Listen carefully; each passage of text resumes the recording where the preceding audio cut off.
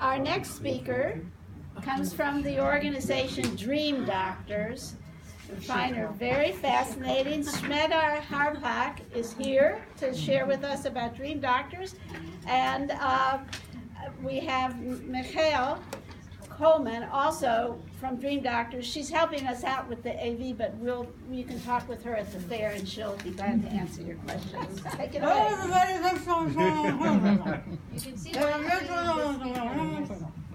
good one, very good speaker. Okay. Why they let her speak? Because she has this. Hello. Okay. Hello, baby. My name is Smadar, but my clown name is Shemesh, which means sun. And I've been a medical clown for the last 10 years. I'm part of the Dream Doctor project, which is 100 clowns that work all over Israel in 29 different hospitals. So first I want you to see how it looks like.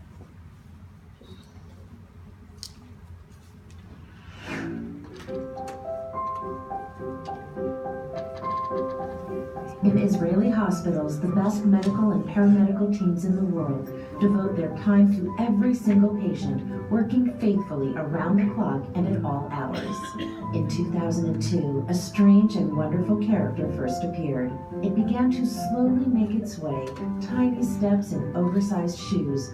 This character is full of colors, reacting and responding to everything that comes its way. A helpful, upbeat person, and in his own way, he blends into the daily, intensive, and fascinating everyday life of the hospital, its departments, procedure rooms, patients' lives.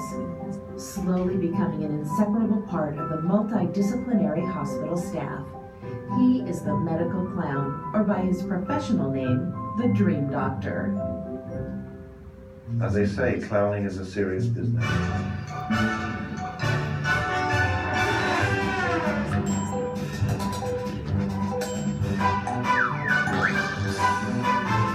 This person is a professional, an integral part of the team, and what he or she does has scientific basis. Our clowns are incredibly talented people. They can do stuff I could never think of.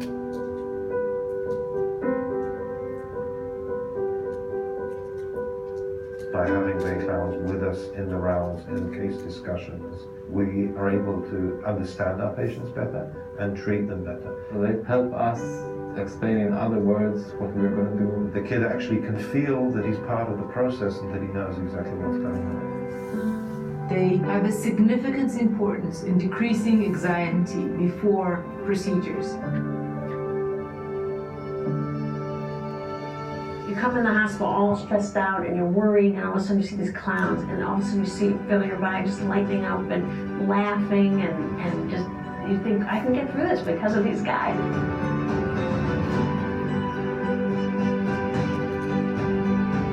I knew they were clowns, but they also were my friends, and they still are. When you're in the hospital, there's so many different kinds of people. The one with the name tag that says Dream Doctors, Douche, or Tili. Sometimes you just need him because he speaks your language. He just knows you, even if you don't say a word.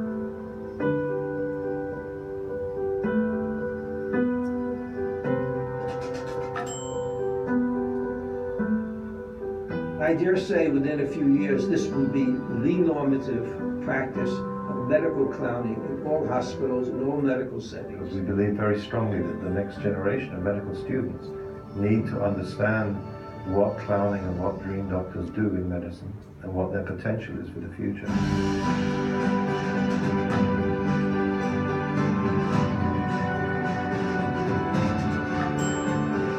I'm not aware about any other big hospital that have medical clowns, but then the horrors and the devastations that we are confronting, all of us need this balance. I've learned a lot from the clowns. I think I'm a different doctor today than what I was 20 years ago. We really cannot see ourselves now these days without them.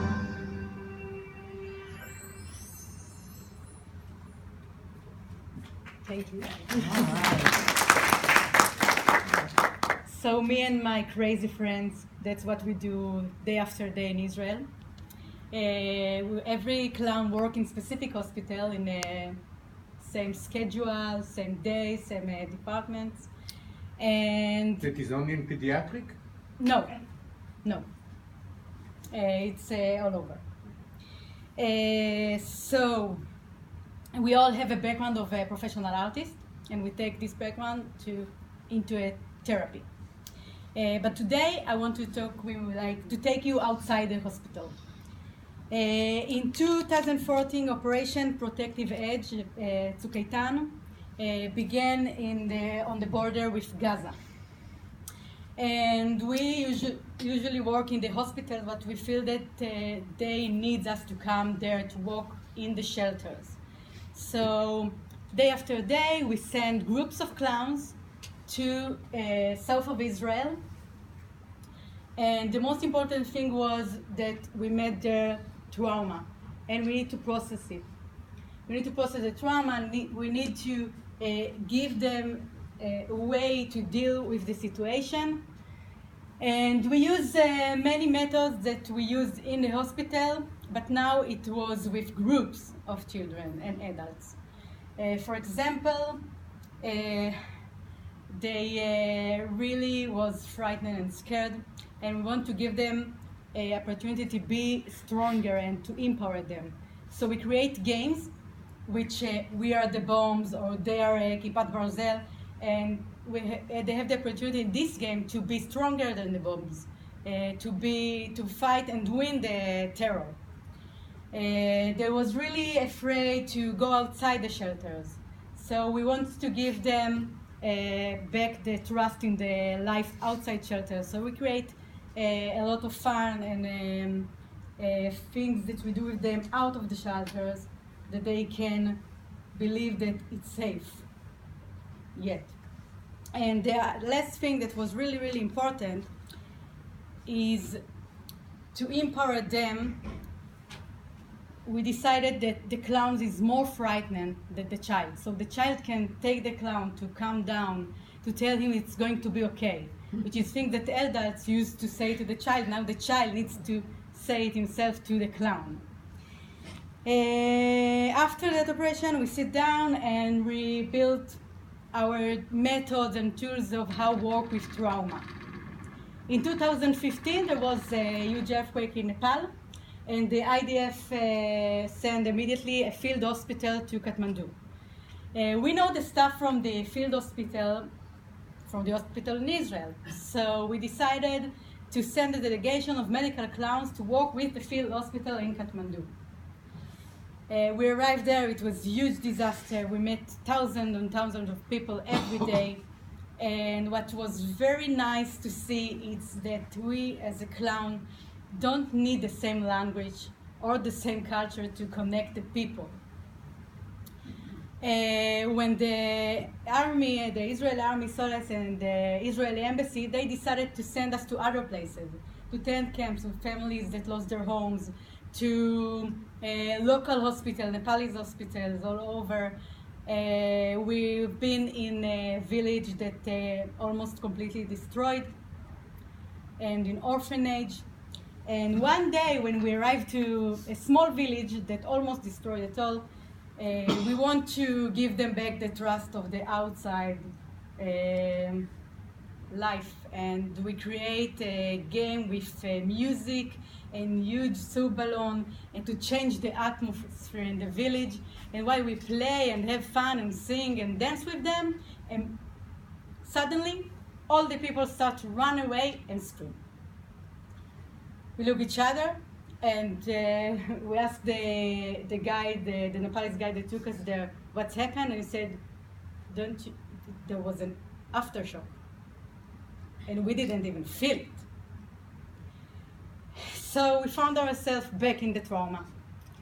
And the adults there was really uncomfortable. They was under stress. And one woman that just stand next to me started to cry. So I hugged her. So I hugged her. And while I'm hugging her, she showed me with her hands that her heart is beating really, really fast. So I called to another clown, it's called Sancho. I told him that her heart is beating really fast and she's on stress. So he instantly take outside of his pocket a castanet, small castanet, and start to do the rhythm of her heart next to her heart, boom, boom, boom, boom, boom, boom, boom, boom, boom, boom, boom, and slowly, the rhythm comes slowly, like he breathes and says boom, boom, boom, boom, boom, boom, boom, boom, boom, boom. And then I recognized this another man stand next to me and show me his leg, and he said my leg is hurt, like he showed me that his leg was hurt. So I told Sancho his leg is hurt, so he take the castanet and start to do the rhythm all over his leg, boom, boom, boom, boom, boom, boom. In 5 seconds, there was a line of all the adults waiting for the shaman castanet, Sancho the Rasponja, to give them the castanet treatment. And we've got all the way. We're like, I stand the line, okay, the doctor can see you now, do the castanet, whatever you need. And it was amazing. And then after a while, they showed us old men that sit on the side and cry.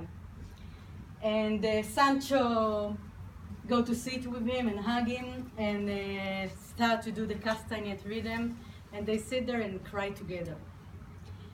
And we realized that when you look in the people in the eyes and you understand that you need to look at the situation from the point of view of the person that you meet, it helps you to connect to him and it helps him to trust you.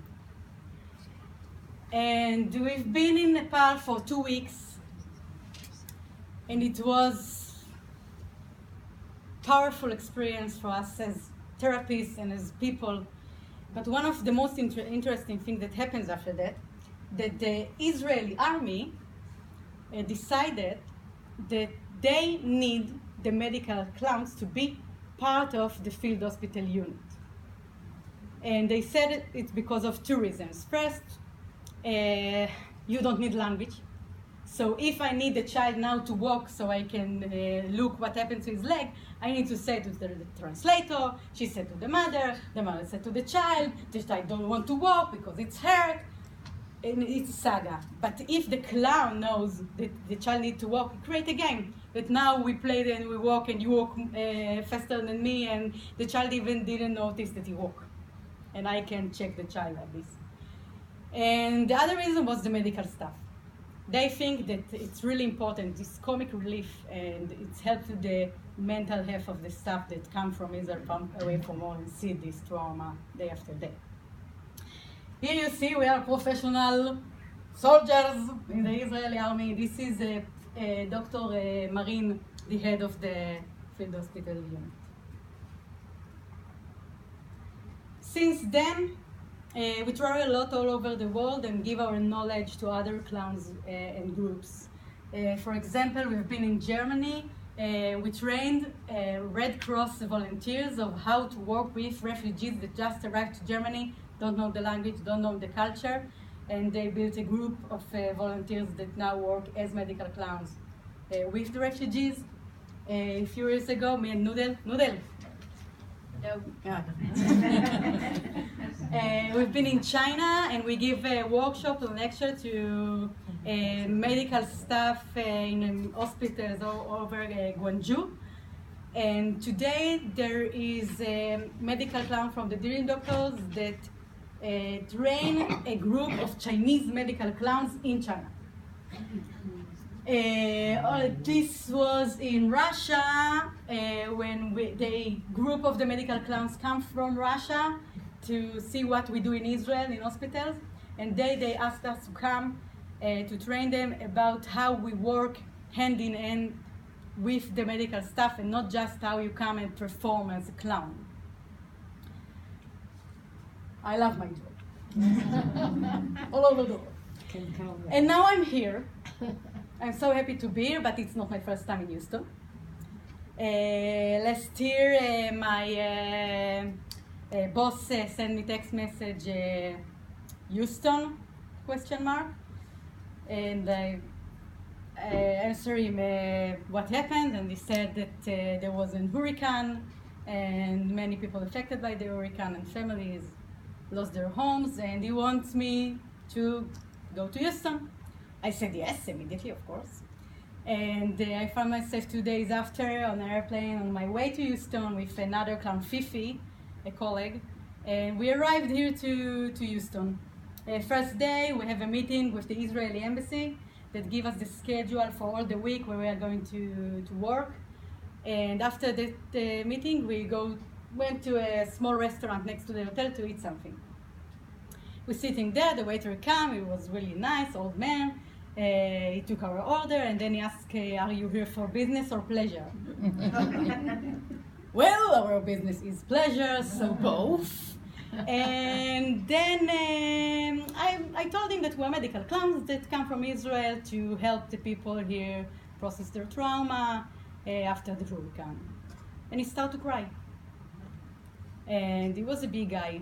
And he said, you know, the US send help to so many countries all the time.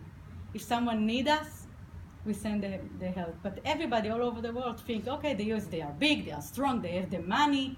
Nobody come to help us when we need. So thank you for coming and be for us. And it's excited as we understand that we actually start our work right here in this restaurant. And we've been like here in different shelters, in schools, in community centers, in hospitals.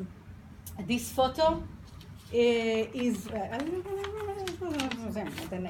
it's from the school, Schlinker School. Right here. Right here! Yeah. Schlinker. Never mind. Schlinker School. So we travel around, do our clowning, and one evening we went to a huge shelter, which was like thousands of people. And we arrived early in the evening, and they told us, okay, you can come in, but it's almost bedtime, so just for not a long time and go away. And we get inside, and it was like, it's the hardest time of the day. It's dark outside, thoughts bothering you, children cry that they would want to go home, but they can't. So it was really emotional mess inside. And we decided to take this and to create another atmosphere of calm down, and we start to cover the children with blankets and to tell them stories, to sing to them, to hug them. And while we do that, we realize that nobody do this for the adults. They also go through trauma. Nobody hug them, nobody cover them with blankets, nobody tell them stories. So we go bed by bed to the adults, we cover them, and we sing to them a Polish mama song before you go to sleep that we know from our childhood. And it was like really emotional, but in the end of the day, it's all calmed down. It was more easy to go to sleep and to deal with the next day. This is in the embassy and another school here in Houston. Well, I want to finish with another different project. All the things that you heard about today make us understand what is the power of the clown outside the hospital. So we create the clown ambulance. The clown ambulance, it's a clownish car, very crazy design and fun and joyful design that we take with this car our patients from the hospital to one day make them wish come true with their own clown that they know already from the hospital.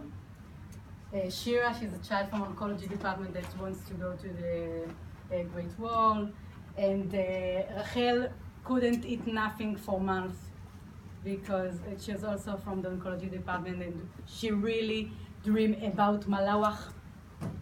So we took her to eat malawach. And Shani that wants to be a fireman for one day, or a woman. And you remember the Sancho the shaman? So he told me that sometimes you can change reality, but you always can change the point of view of this reality. And this is what we do, actually. So thank you. Wow.